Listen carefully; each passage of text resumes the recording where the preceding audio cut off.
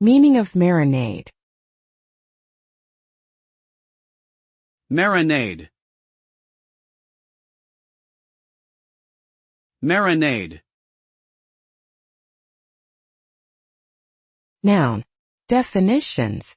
1. A mixture of seasonings, acids such as vinegar or lemon juice, and oils in which food, especially meat, is soaked in order to flavor or tenderize it. 2. A sauce or seasoning used to prepare food for cooking. Examples. 1.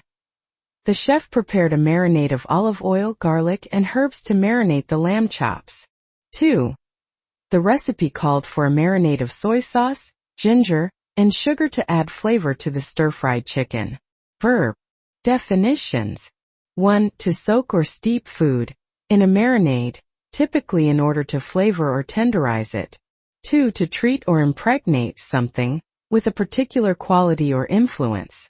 Examples. 1. The chicken breasts were marinated in a mixture of lemon juice and herbs for several hours. 2. Her writing was marinated in a deep understanding of human nature. Note, the verb form of marinade can also be spelled as marinate, which is commonly used in cooking contexts.